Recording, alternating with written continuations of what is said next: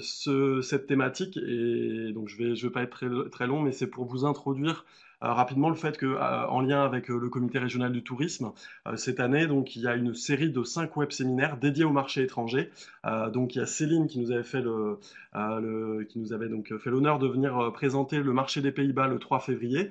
Yasmine, d'Elia Greifenstein, donc nous fait l'honneur également aujourd'hui de venir présenter donc le marché allemand. Et donc s'en suivront également 3 autres web séminaires, dédiés à l'Espagne, la Grande-Bretagne et les États-Unis, donc toujours en lien avec le comité régional du tourisme. Donc on espère que ce format assez court, puisqu'en fait on est ensemble pour une durée d'une heure maximum, puisque Yasmine va avoir un impératif, donc on va essayer d'être le plus concis possible et puis le plus précis possible. Donc voilà, donc ça s'inscrit vraiment dans cette logique de web séminaire avec vraiment une série un petit peu de démarrage pour cette année, pour imaginer peut-être ensemble avec le comité régional la suite en fait qui pourrait être donnée sur des thématiques aussi précises que celle-ci. Donc vous avez les dates qui vous seront rappelées sur la présentation. Et donc, je vais laisser Yasmine démarrer. Et puis, sans vouloir faire redite avec ce que je disais tout à l'heure, n'hésitez pas à utiliser le chat en bas à droite pour pouvoir vous exprimer et poser toutes les questions que vous allez vous poser en fait le temps de la présentation. Et on y reviendra dans le second temps, donc dans la deuxième partie en fait du web séminaire. Voilà, Yasmine, c'est à toi. Bien, c'est à moi. Donc, désolée pour le quart de tour avec lequel j'ai démarré tout à l'heure. Euh, Merci de me donner cette occasion de vous parler du marché allemand en Aquitaine, Limousin et Poitou-Charentes. Je suis ravie que de nombreux offices de tourisme sont inscrits à ce web séminaire et je vais essayer à la fois être factuel concernant les chiffres de la fréquentation de ce marché en Aquitaine, Limousin et Poitou-Charentes. Mais je vais aussi essayer de vous faire voyager un tout petit peu parce que c'est un voisin qui n'est pas si lointain que ça. Et ça me permettra de vous parler un peu du quotidien en parallèle et de alléger cette présentation qui sera sinon peut-être un peu stérile. Alors donc, je commence avec la porte de Brandebourg, de la capitale allemande à Berlin, et je vous invite de la visiter. C'est pris depuis la place de la France, voilà, à côté de l'ambassade. Alors, on passe en sommaire. En premier point, les données économiques et chiffrées.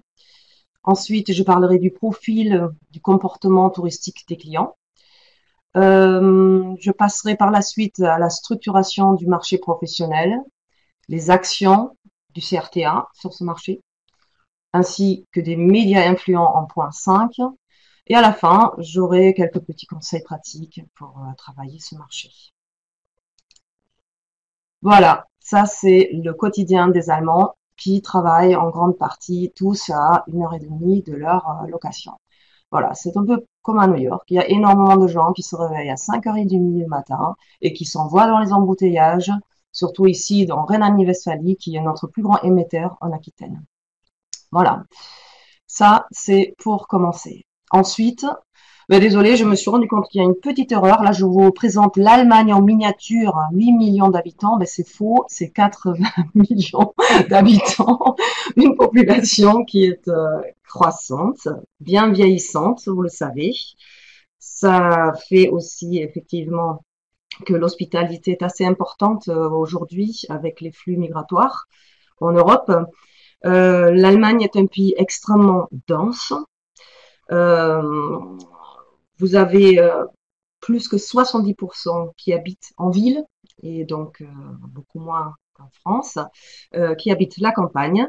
C'est la plus forte densité.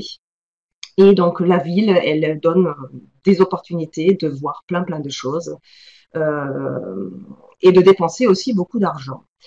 Voilà, le taux de croissance en 2015, il est de 1,7%. Le PIB par habitant augmente continuellement depuis 2011 et s'élève aujourd'hui à un chiffre plus supérieur à 37 000 euros.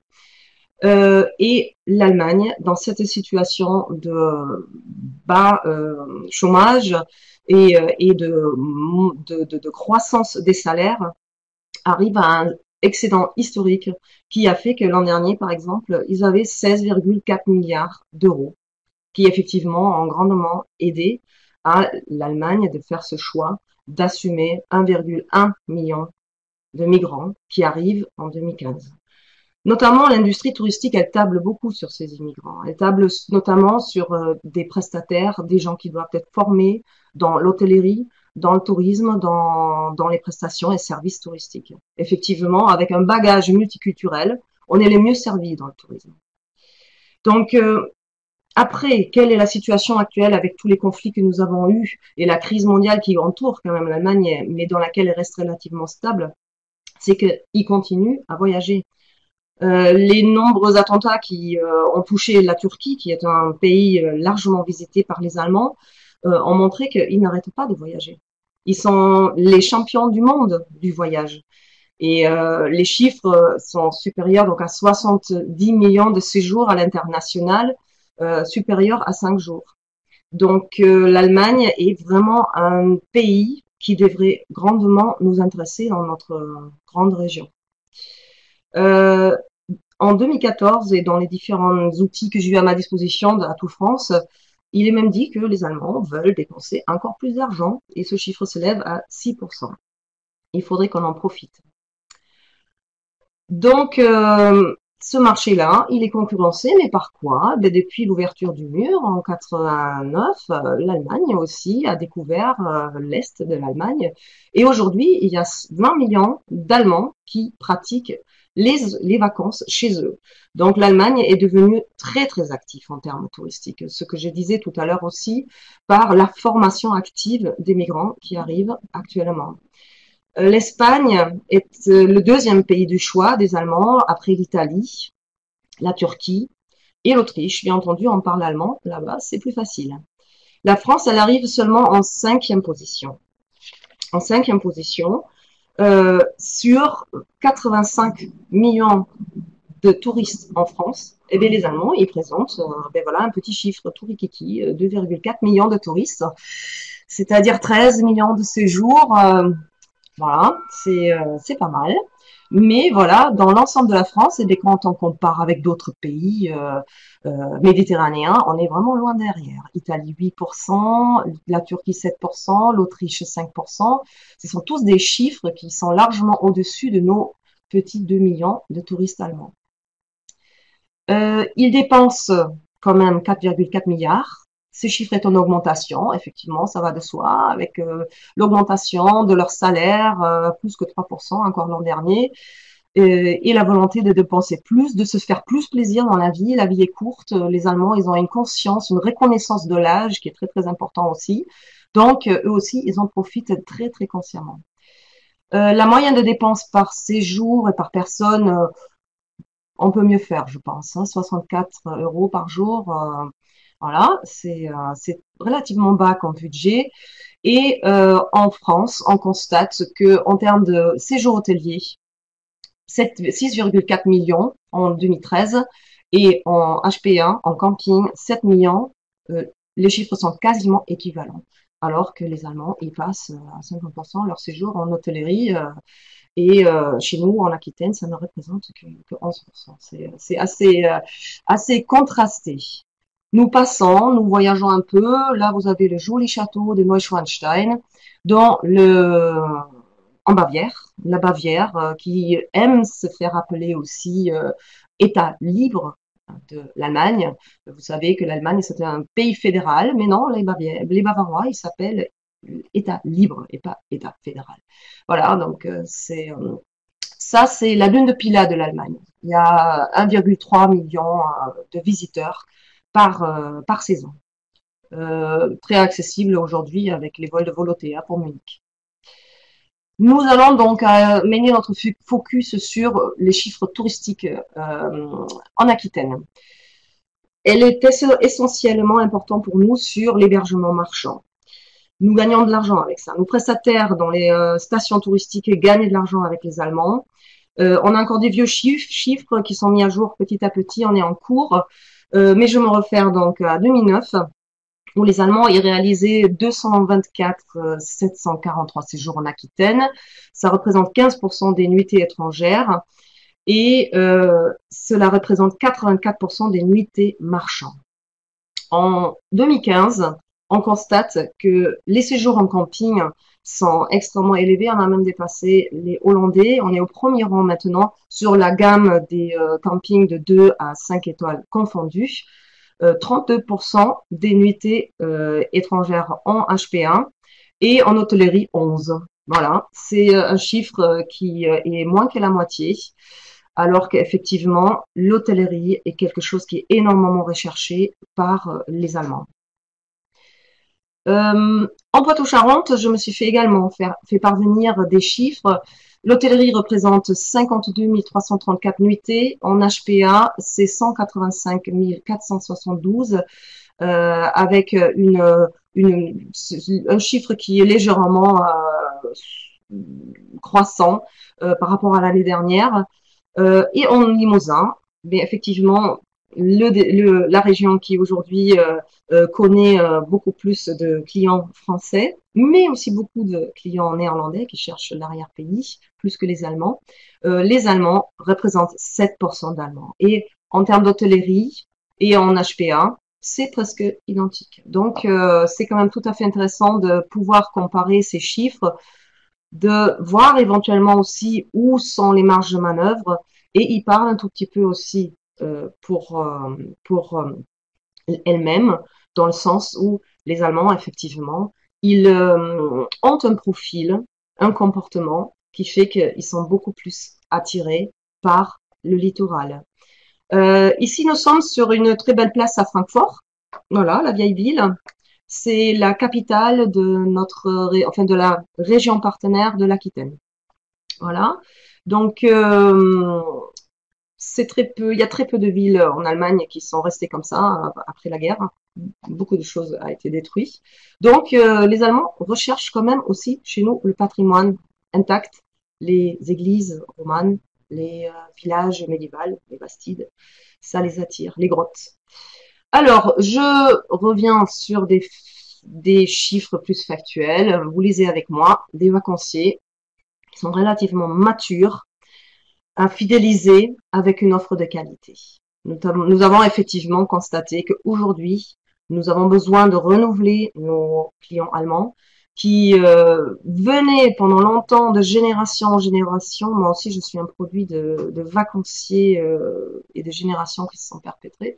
Mais aujourd'hui, les Allemands sont très concurrencés par les autres destinations touristiques et il faut être très très prudent à ne pas les perdre. Donc, il faut qu'on les fidélise avec des produits de qualité. 82% arrivent en voiture, vous le savez vous-même. Effectivement, les lignes aériennes sont encore relativement rares, bien que cette année, nous avons une nette progression sur les lignes aériennes. 86% des séjours se font de mai à septembre. L'Allemagne, avec ses différences et son État fédéral, dispose effectivement d'une fourchette en termes de tourisme, de vacances, qui nous permet d'élargir la saison sur les ailes en mai et en septembre. C'est intéressant pour les différents prestataires, mais ça exige aussi un niveau de prestation qui doit être garanti du début à la fin, ce qui n'est pas toujours le cas. Les Allemands pratiquent les séjours les plus longs parmi la clientèle étrangère en Aquitaine. Les chiffres sont un peu plus orientés à Aquitaine, mais on va les partager bientôt avec les voisins aussi. Et on les connaît surtout sur le littoral 33 et 40. Et aussi en Charente-Maritime, comme on a pu le voir tout à l'heure. C'est une clientèle très exigeante, elle est sensible au rapport prestation, prix et l'hygiène. Elle s'attend en fait à un prix juste. Les Allemands, comme ils voyagent beaucoup, ils peuvent énormément comparer. Donc, ils sont presque à considérer comme des touristes professionnels. Vous allez toujours avoir des réponses aux enquêtes par rapport aux professionnels qui sont beaucoup plus sévères. Et bien les Allemands, avec le recul qu'ils ont sur les différents voyages qu'ils ont entrepris entre-temps à Dubaï, sur le pourtour méditerranéen, à Tunis, au Maroc, aux Canaries, et bien voilà, ils ont de la matière à comparer. Donc du coup, ils savent vous dire là où un prix n'est pas juste et où peut-être l'hygiène laisse à désirer. Le niveau de confort donc doit être impeccable. Les infrastructures modernes et aussi technologiques sont très très recherchées. Effectivement, les Allemands sont des grands constructeurs d'automobiles de qualité, donc la technique joue un rôle très très important. Bien sûr, ils sont aussi sensibles aux espaces naturels protégés, mais je pense en vacances, ils font aussi un peu des vacances là-dessus. Euh, et en revanche, c'est quelque chose qui aujourd'hui les jeunes concerne quand même énormément, et aussi les seniors, peut-être moins sur les groupes. Donc la perception de la destination en France, c'est, vous l'avez toujours tous déjà entendu, c'est un art de vivre qui se traduit en allemand comme Dieu en France. La France, c'est le nec plus ultra, c'est un pays qu'on désire, qu'on aime découvrir, qu'on aime partager par sa beauté, des plages, du patrimoine, son atmosphère méditerranéenne, même si Bordeaux et la région Aquitaine, Limousin, Poitou-Charentes sont au plus au sud du nord de la France, non, sont le plus au nord de du sud de la France, excusez-moi. Euh, là où le bas blesse, peut-être, c'est que voilà, c'est souvent le rapport qualité-prix qui est mis en question ou qui a une mauvaise image. Et pour les personnes qui sont jamais venues, la France passe pour un pays cher. Voilà, le terrain de jeu du public allemand est assez bien illustré par ce visuel que j'ai trouvé dans les attentes de la clientèle du littoral français. On voit en comparaison les différents pays, France, Angleterre, Allemagne, Pays-Bas. Et effectivement, plus on est famille, on recherche la proximité du littoral, plus on est senior, on s'intéresse aussi au patrimoine, à la culture, et on va être forcément un tout petit peu plus derrière. Je ne sais pas si vous lisez bien, c'est de 2 à 10 kilomètres la tranche du milieu. Ça reste quand même le territoire côtier. Et ensuite, l'arrière-pays, ça va de 10 à 200 kilomètres, donc ça englobe quand même aussi l'intérieur, l'entre-deux-mers, Saint-Émilion, la Dordogne, le Limousin. Ce sont des territoires riches en histoire, très attractifs pour du groupe et aussi des seniors, et des familles en passage, on va dire, hein, qui sont sur l'itinéraire qui est quand même très très long. Nous sommes à 1200 km de la Rhénanie-Westphalie, on est à 1000 km de Stuttgart, donc il faut le faire en voiture. Hein. Je ne sais pas si vous l'avez déjà fait, mais faites-le. Surtout avec les enfants, c'est bien, c'est bien. C'est sportif. Alors, les tendances actuelles de ce marché-là, c'est que le glamping est une forte demande qui est aussi largement communiquée. Il y a encore un journal qui vient de sortir, qui a sa première édition là en mars, qui s'appelle Glamping, par le même éditeur qui fait aussi Camping Cars et Caravaning, un tirage de presque 300 000 exemplaires, donc un magazine dédié à ça. On veut un retour sur les basiques, mais attention, il faut que ça soit bien confortable. Il y a aussi un développement assez extraordinaire avec les Flixbus. Je ne sais pas si vous l'avez déjà pris. Moi, je l'ai pris. Au lieu de payer 42 euros, j'ai payé 6 euros pour la même distance entre Würzburg et Francfort, 1 heure et demie de route. Service impeccable, le Wi-Fi dans le bus, génial. Les développements des lignes aériennes, je les ai évoqués. Vous avez cette année Berlin, Hambourg pour la première fois, ainsi que Volotea pour Munich depuis 3 ans maintenant, en court séjour. Je vous invite à le faire.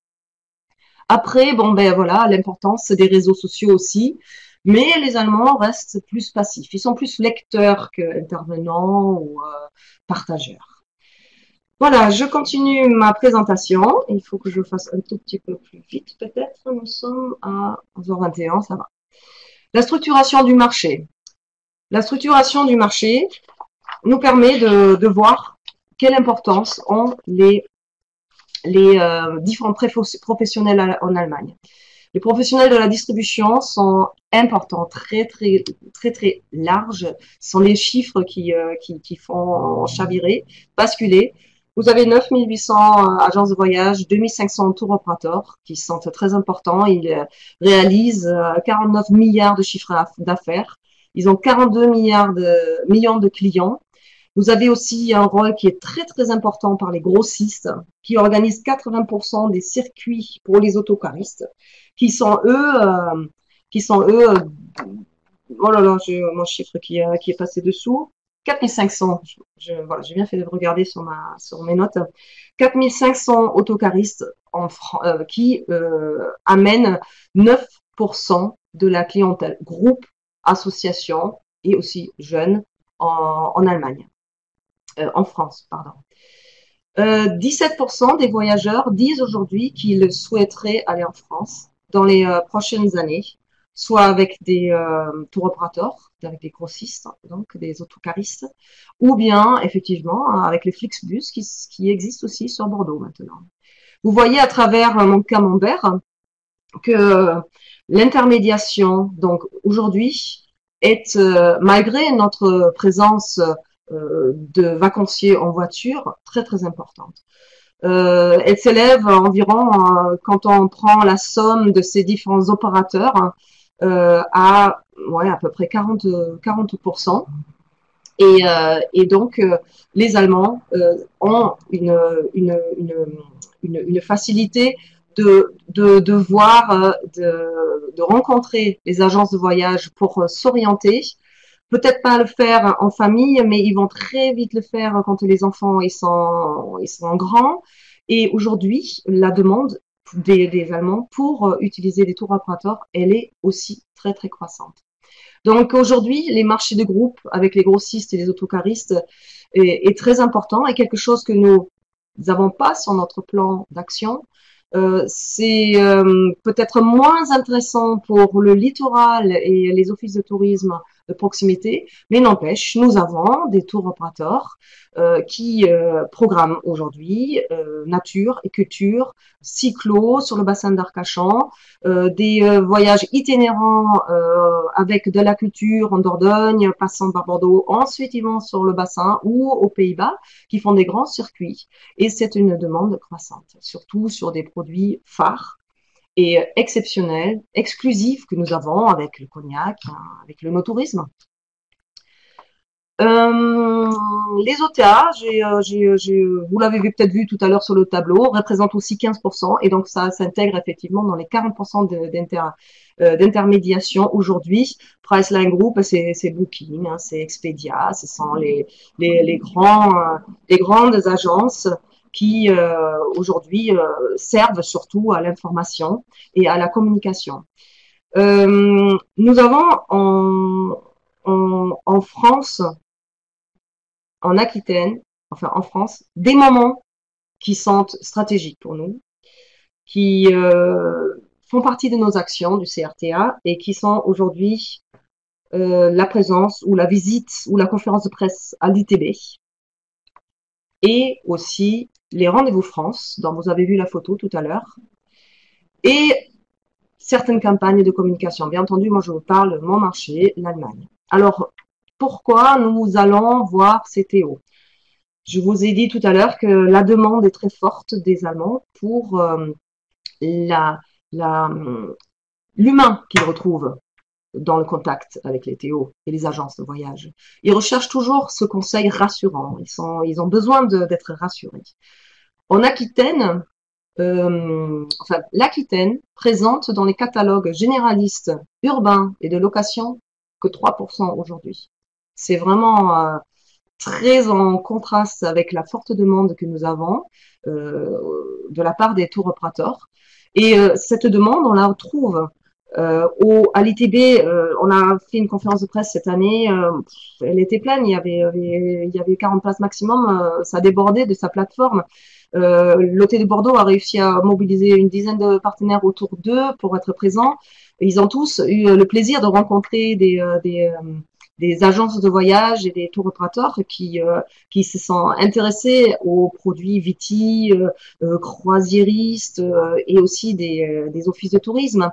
Le salon de l'ITB, c'est quelque chose aussi qui montre toutes les nouvelles tendances en termes de tourisme et ça fait un plaisir d'aller se promener, d'essayer de la Google Watch par-ci, de voir comment se présente cette énorme concurrence mondiale qui attire tant le public allemand. Un deuxième moment fort, donc également pour rencontrer les tour opérateurs qui nous demandent très fortement, c'est un défi stratégique pour nous et aussi pour les TO. Ce sont les rendez-vous en France, organisés par Atout France, qui se tient toujours fin mars, début avril, qui nous permettent de nous rencontrer, d'échanger les nouveautés et de réserver pour chaque tour opérateur qu'on rencontre des exclusivités parce que, bon, bien entendu, ils n'ont pas envie de présenter tous la même chose à leur clientèle qui connaît très, très souvent déjà bien l'Aquitaine. La notoriété des Allemands de l'Aquitaine, elle est très bien placée. On avait fait une étude en 2012, je crois, il y a 9% qui savent placer l'Aquitaine. Il y a Bordeaux est connu, le bassin d'Arcachon, Biarritz, les stars pour les Allemands en termes historiques, c'est Aliénor et Saint-Jacques-de-Compostelle. Donc voilà, ils ont tout. Et puis aujourd'hui, Martin Walker en Dordogne. Ça, ce sont les stars culturelles. Donc à travers ces stars-là, eh bien, on s'intéresse à la France et à l'itinérance à travers notre grande région maintenant. Donc, revenons à la communication avec ces professionnels. Ils nous demandent, bien entendu, de connaître les hébergeurs, les hôtels et campings, de préférence germanophones. Et moi, je vous encourage de nous faire remonter des informations. Travailler avec les tour opérateurs représente en moyenne 20% de commissionnement. Ça aussi, c'est quelque chose qu'il faut savoir d'avant, plus un allotement. Et ça diffère un peu pour les autocaristes, c'est 10-15%. Et pour le grossiste, bien entendu, qui revendent après leur séjour aux autocaristes, de 15 à 25%. Ce sont des questions stratégiques que chaque auditeur de cette conférence doit se poser. Est-ce que je me place sur ce marché et comment et sur quelle cible? Voilà, je parle aussi d'une activité cette année qui m'a énormément enthousiasmée, qui n'est pas finie, qui est en cours. La destination atlantique a travaillé en coopération avec 6 autres départements. Nous avons posé notre candidature sur les contrats de destination. Malheureusement, notre destination côte atlantique n'a pas été retenu, mais les efforts, le collectif, la volonté, la stratégie, ils sont suffisamment forts pour quand même se dire que nous voulons participer sur ce créneau-là parce que c'est particulièrement identifié par l'Allemagne et la côte atlantique, elle a du sens. Elle est présente dans beaucoup de guides, donc elle jouit de cette reconnaissance identitaire forte. On a mis en œuvre une stratégie collective qui nous permet effectivement de gagner des parts de marché qui, grosso modo, sont en décroissance depuis un certain nombre d'années, même si nous constatons que l'hôtellerie et le camping dans notre région augmentent. Mais au total, il y a quand même une légère baisse. L'intérêt aussi de ces 6 départements de se retrouver autour de la destination atlantique, c'était qu'on a 5 thématiques fortes à partager, qui sont le balnéaire, la nature, l'art de vivre, le patrimoine et l'itinérance. Nous avons donc des offices de tourisme qui participent, des départements, des ADT, et aussi les campings, les fédérations des campings qui participent à cette campagne. Et c'est une communication totalement multicanal que nous avons mis en place depuis le mois de décembre, janvier. C'était assez sport comme campagne jusqu'à maintenant. Elle continue à être très très sport, mais elle est riche en rebondissements et c'est un partage réel d'une même stratégie, d'une même ambition et autour d'un collectif assez large. Nous avons fait un site internet, je vous invite à le regarder. On a fait une vidéo également qui se déclenche directement quand vous êtes dessus. On a fait des affichages à Düsseldorf et à Francfort. On a fait plusieurs éditions dans ce petit booklet que vous voyez là. Voilà, 16 pages, donc qui représente la Vendée Loire-Atlantique, Charente-Maritime, le 33, Gironde, Landes et le 64. Donc, nous sommes avec des campagnes de communication grand public sur le site internet d'Atout France, avec des newsletters, des jeux concours sur Facebook, avec des campings, sur Twitter, des newsletters pro, un dossier de presse, des accueils presse qui commencent le 12. On a fait à chaque fois 2 accueils presse sur 2 départements à cheval, dans le 64 et les Landes, sur le glamping, dans le 33 et le 17 sur la Vélodyssée et l'itinérance, et sur les activités sportives dans le 85 et le 44. Donc voilà, c'est énorme ce que nous avons mis en place. Je vous partage les résultats de notre premier jeu sur Facebook qui sont énormes. On a eu en fait 549 personnes qui ont vu le post. Il a été sur une semaine sur Facebook Allemagne à toute France. Il y a 300 personnes qui ont participé au jeu, 344 réactions qui ont fait waouh, j'aime. 110 commentaires et 33 partages. Et je me corrige, il y a 1549 personnes qui ont vu ce jeu concours avec un camping dans le 64 à Saint-Jean-de-Luz et en question comment s'appellent les chaussures en lin du Pays Basque qui sont bien entendu les espadrilles. Voilà, donc ça, ce sont nos actions du CRTA Aquitaine et aussi Limousin, Poitou-Charentes, moins sur le littoral, bien entendu. Une autre action très importante pour travailler les marchés allemands, sont les journaux. C'est encore une question qu'il faut se poser, qui demande un peu plus de réactivité, alors que par exemple avec un tour opérateur, il faut se dire bon, j'y travaille et j'aurai les résultats dans 1 an et demi. Avec un journaliste, je peux l'avoir très très vite aujourd'hui parce que bon, il y a aussi des blogueurs, il y a des gens qui réagissent avec une grande réactivité en Allemagne, ou bien aussi pour l'année prochaine et la saison prochaine, ce qui est plus intéressant pour nous aussi parfois. Alors le monde médiatique en Allemagne, il est hyper énorme encore. Il y a bien sûr la crise des journalistes, mais il y a toujours un très très grand taux, un fort taux de pénétration qui est dû à l'État fédéral, qui est dû au fait que c'est un pays décentralisé. Les magazines les plus populaires sont le Stern avec 1 million d'exemplaires, ainsi que Bild am Sonntag, le Spiegel, Süddeutsche Zeitung, 430 000 exemplaires. Et surtout, il faut se dire que les lecteurs, ce sont des potentiels voyageurs. 40 à 30% des lecteurs de ces magazines sont des vacanciers intéressés par la destination et les vacances et la France. Un très grand rôle joue aussi la presse féminine. Elle est très manipulatrice et vous en avez pour tous les goûts. Vous en avez pour les femmes élevant seules leurs enfants. Vous avez Bild der Frau pour ceux qui ont les plus grands tirages. Brigitte, dans laquelle on avait mis notre bouclette. C'est plus que 260 000 exemplaires. Freundin. Et vous avez jamais des magazines comme en France avec beaucoup de pubs. C'est toujours plus pratique, c'est toujours plus il y a des articles de fond psychologiques, art de vivre, la gastronomie et bien sûr les voyages et les connaissances qui jouent un rôle très très important. Et puis aussi les histoires de retraite ou bien comment j'élève mon enfant tout seul. Ce sont des magazines, je dirais, qui effectivement ont plus d'adhésion et qui tournent beaucoup plus après avec un lectorat aussi.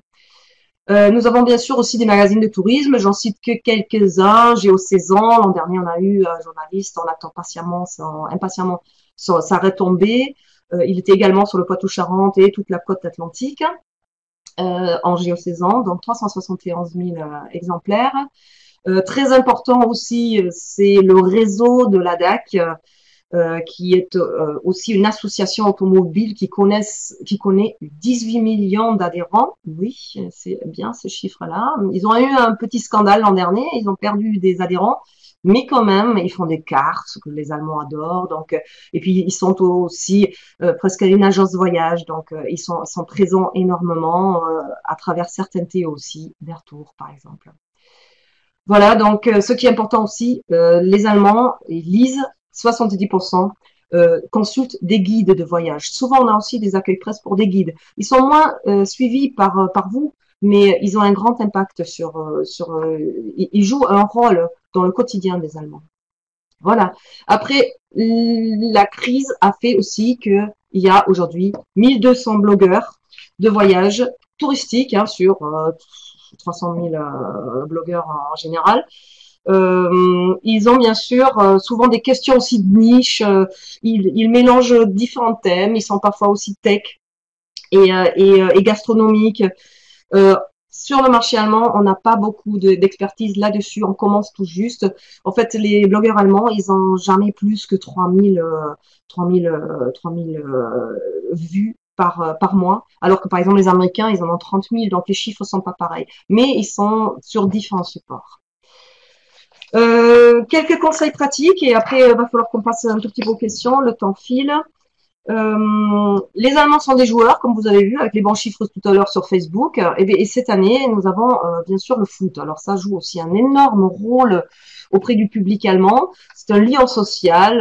Vous avez des clubs énormes comme Munich, qui a lâchement perdu l'autre jour contre Madrid. C'est la fin pour eux. Tant pis. Moi, je viens de la Rhénanie-Westphalie et c'est plutôt Dortmund que je suis. Donc, comment communiquer? Euh, Mettez des écrans cet été, faut surtout en juin, juillet, c'est important hein, pour les faire consommer de la bière dans vos bars. Affichez le Wi-Fi aussi, parce que le roaming ça coûte cher. Et il faut l'afficher, demandez à vos restaurateurs de le mettre parce que bon si on sait pas parler français, on va pas forcément le demander, donc affichez-le. L'importance de la langue, ça vous le savez.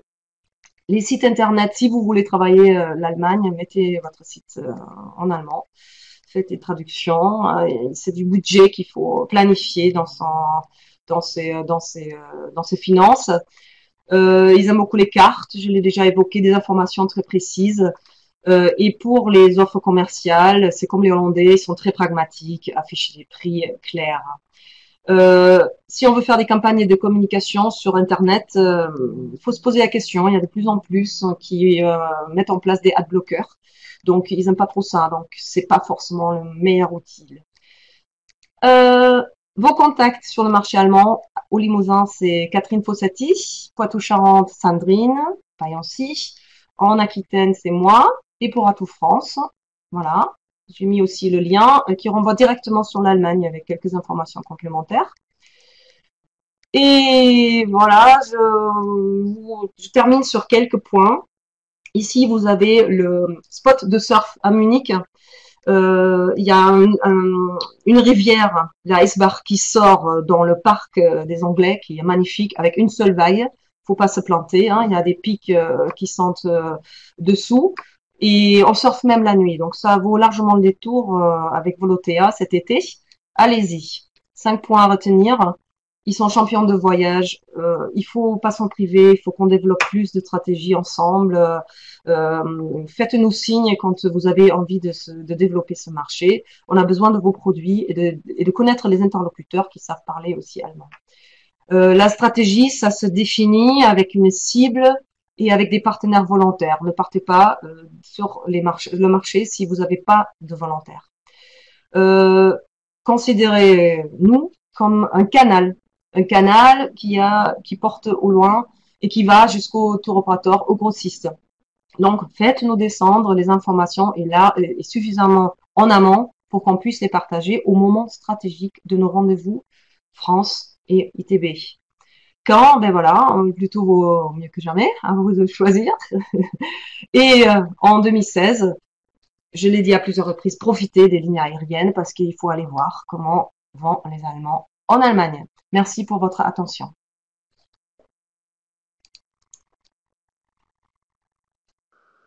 Merci. Oui, je continue Oui, Fabien. Donc, je vais juste dire moi, un petit mot, juste un petit mot par rapport au MOOC Accueil pour celles et ceux qui n'auraient pas eu vent de cette information, avant qu'on passe aux questions, au temps de questions-réponses, sachant que pour celles et ceux qui nous ont rejoints en cours de route, donc Yasmine ayant un impératif, donc on va se fixer jusqu'à midi grand maximum. ce temps d'échange.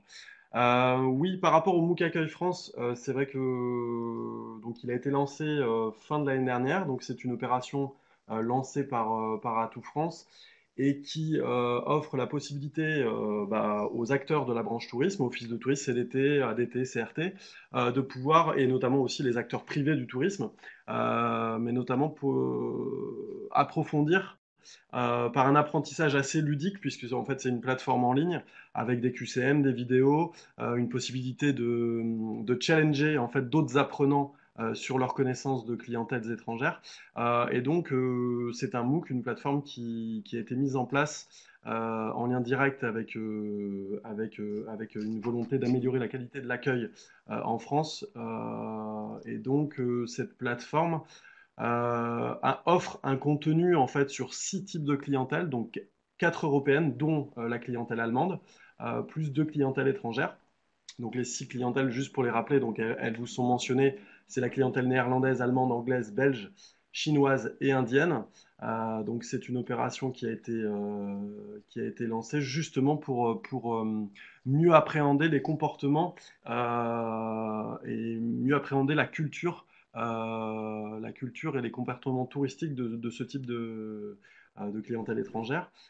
Et donc le but est de pouvoir justement adapter et mieux adapter son accueil et son comportement en fait vis-à-vis de leurs attentes. Le contenu en fait donc se décompose en 6 briques et ces 6 briques donc qui correspondent à ces 6 marchés en fait sont proposées au fur et à mesure des mois qui arrivent. Donc ça a commencé avec la clientèle chinoise au mois de décembre. Et donc ça se terminera par la clientèle indienne dans les prochains mois, sachant que le contenu en fait sera accessible jusqu'à la fin septembre. Et donc c'est une inscription qui est payante et qui, si elle se fait à titre individuel, coûte 300 euros hors taxe, donc ce qui fait 360 euros TTC. En tout cas, vous avez le site et l'adresse URL pour en savoir plus si ça vous intéresse, pour aller plus loin dans la connaissance de ces clientèles-là. Voilà, c'était un petit aparté sur une. Alors, je sais qu'on rentre dans la saison. Ça va être difficile de trouver du temps parce que généralement, on met entre 3 et 4 heures pour appréhender un marché via cette plateforme de contenu. Mais en tout cas, voilà, pour ceux qui ont envie d'aller un peu plus loin, il y a cette possibilité-là, sachant que ce MOOC Accueil France, il est en train d'être discuté justement une saison 2.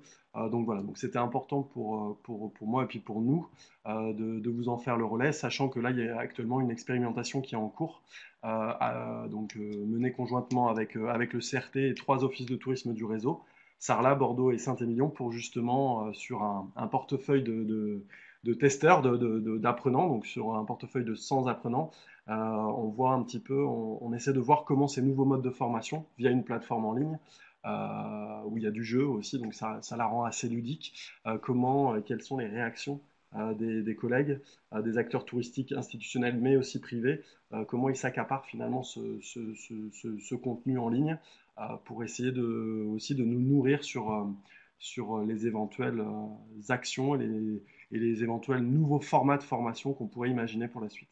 Voilà, ça c'était une rapide parenthèse.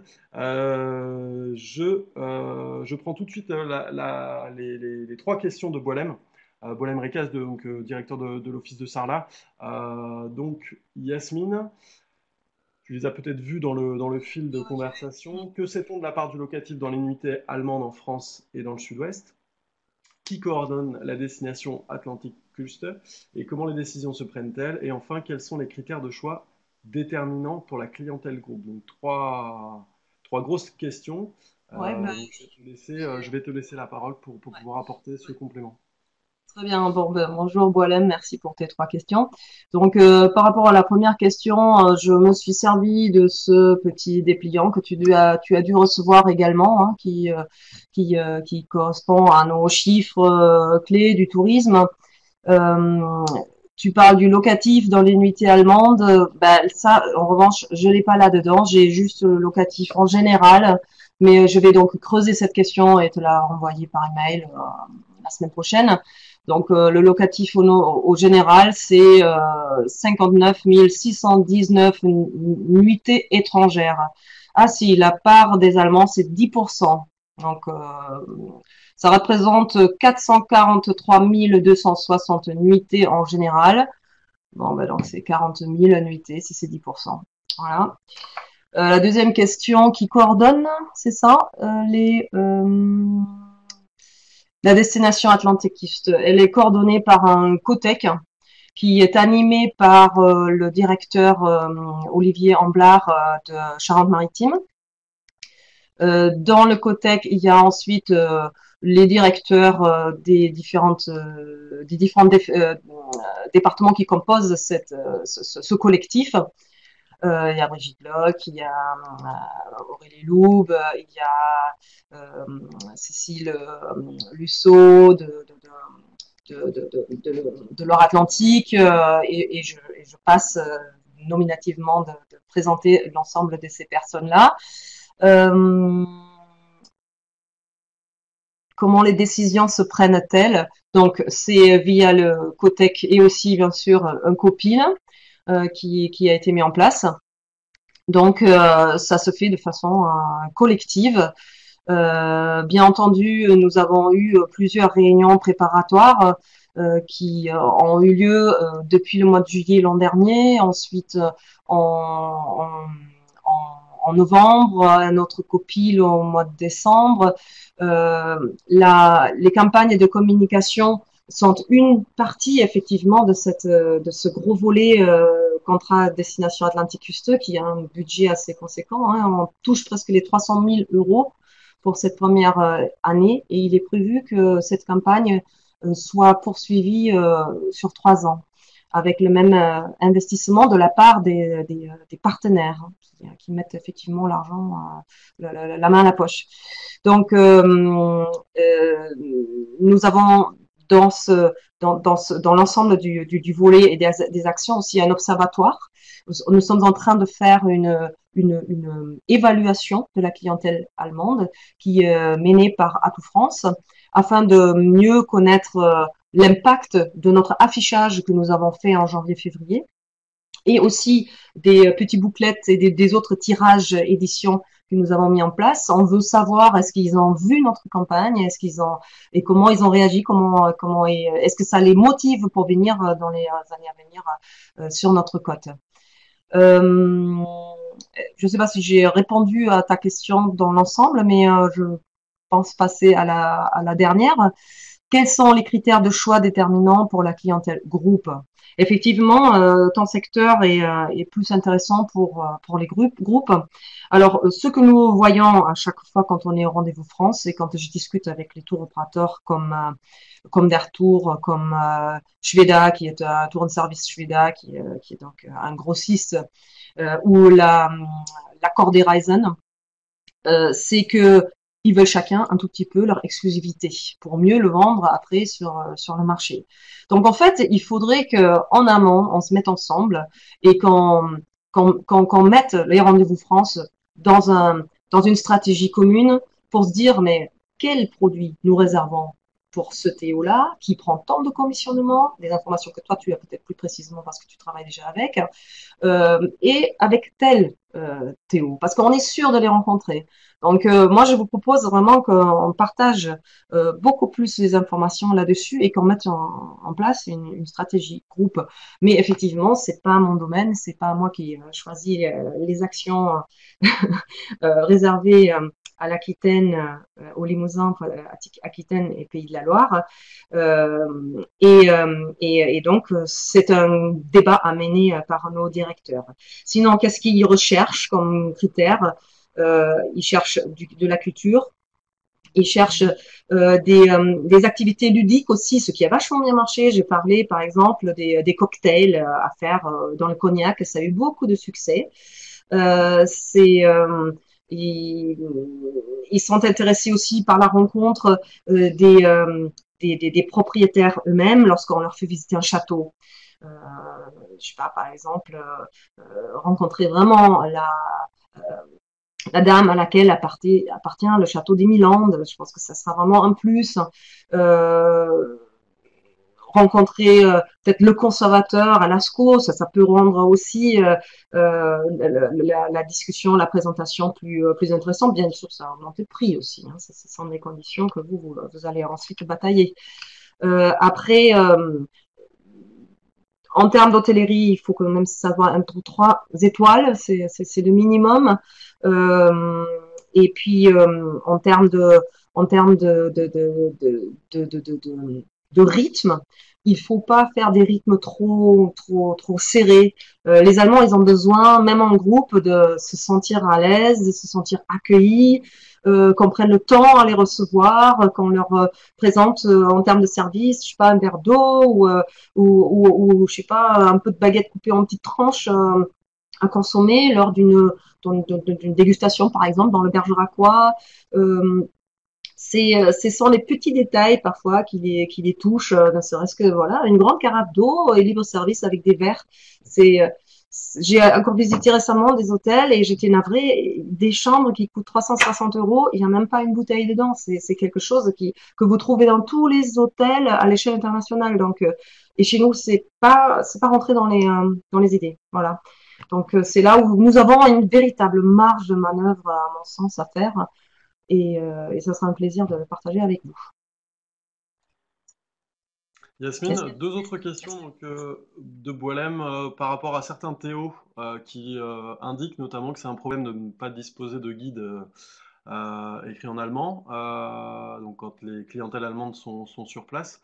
Est-ce que c'est une exigence que tu constates de façon générale, ou bien est-ce que c'est finalement certains Théo qui sont peut-être un petit peu trop exigeants, ou voilà, est-ce que c'est quelque chose que toi tu as pu constater? Et aussi, donc Anthony, de l'ex-zone Poitou-Charentes, que je salue. À l'échelle de la grande région, est-ce qu'il y a des chiffres sur la satisfaction ou l'intention de revenir séjourner on va dire dans le Grand Sud-Ouest? Est-ce qu'il y a aussi des chiffres? Donc voilà, donc deux autres questions Oui, alors sur par cette rapport, question, par j'aurais un tout rapport petit peu du mal à répondre parce que donc c'est par rapport à l'Allemagne ou bien c'est par rapport au tourisme en général?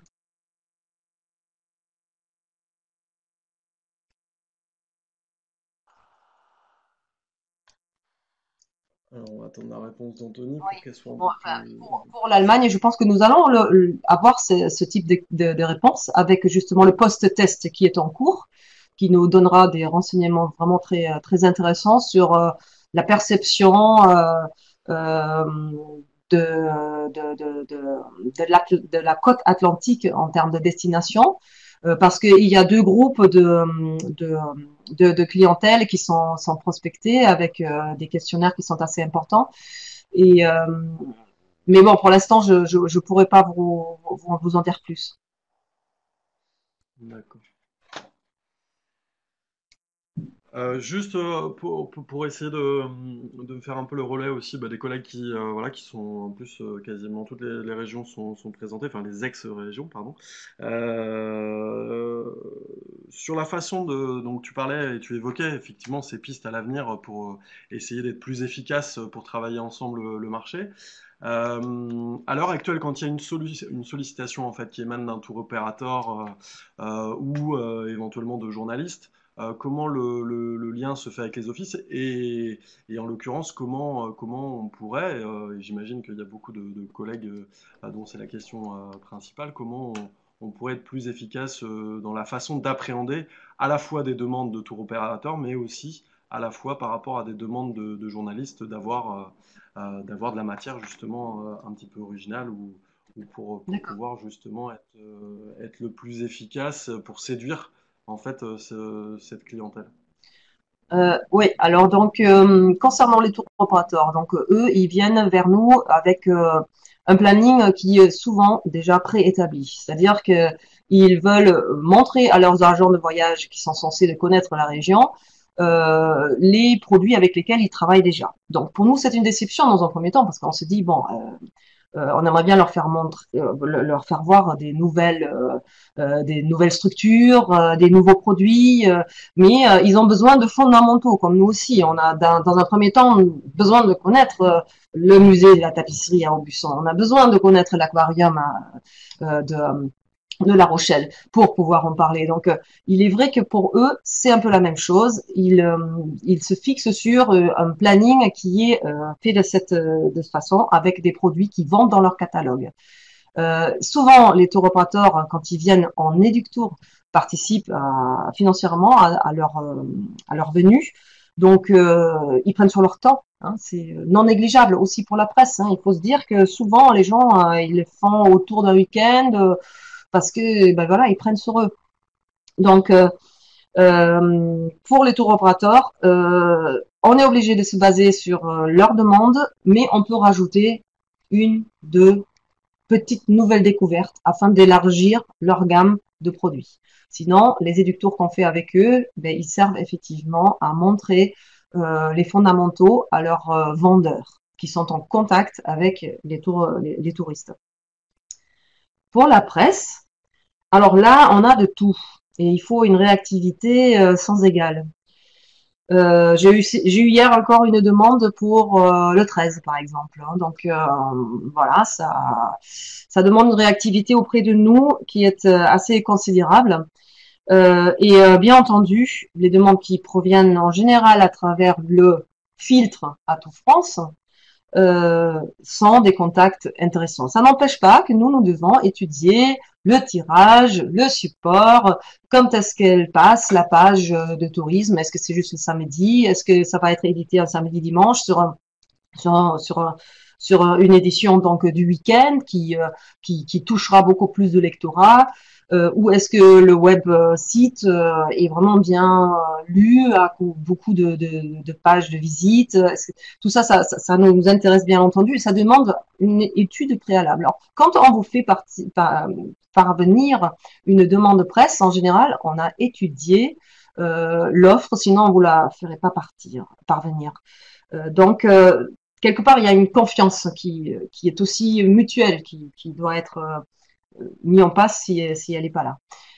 Mais quand on demande un office de tourisme de partager avec nous l'accueil, c'est comme on vous ramène, c'est comme si on vous amenait une affaire. À vous de sauter dessus, de pieds joints ou pas. Mais on a besoin de votre soutien. Nous, on a effectivement un plan d'action qui est très très lourd on est sur plusieurs actions en même temps. La presse, c'est la seule chose qu'on peut vraiment vous déléguer et dont vous pouvez prendre possession. Nous, on est intermédiaire de Atout France et puis aussi avec le journaliste. Nous, on affine, on peaufine, en quelque sorte, il faut dire que vous nous proposez quelque chose, ce que vous avez envie de vendre avec les prestataires qui sont intéressés par le développement de ce marché-là.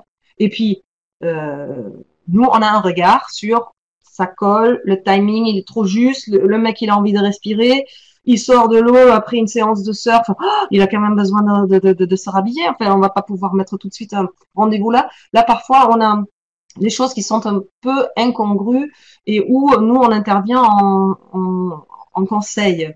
C'est jamais méchant nos conseils, c'est juste pour que la coopération se passe bien, que le journaliste soit satisfait. Euh, les journalistes sont dans un esprit tourisme. Eh bien oui, il faut qu'ils attirent des touristes. Ils sont dans un esprit expérimentiel. Ce que vous apprenez avec la MOPA, ce que nous apprenons aussi.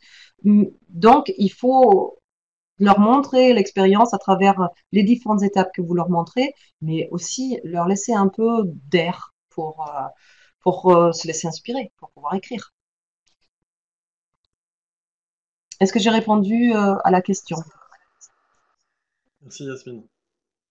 Je vois qu'il est midi, donc Yasmine va être contrainte de nous quitter. Voilà, ben, je la remercie de sa présence. Ce que je vous propose à toutes et tous, ça va être notamment de compiler les questions voilà, que vous souhaiteriez en fait abonder sur le chat pour les compiler sur un document unique et puis m'en faire le relais auprès de Jasmine pour apporter une ressource complémentaire à toutes vos demandes. Je vois notamment la réaction de Boilem par rapport notamment au guide. Alors il s'agissait pas Ouais, de guide pourquoi? papier, mais de guide, on va dire physique, de guide humain, à voir si c'était pénalisant de ne pas avoir de guides qui ne savent pas parler allemand, en fait, tout simplement. Donc voilà, donc autant d'éléments en fait qu'on reprendra. Donc moi, ce que je vous invite à faire, c'est d'utiliser le chat, de poser toutes les questions qui vous viennent.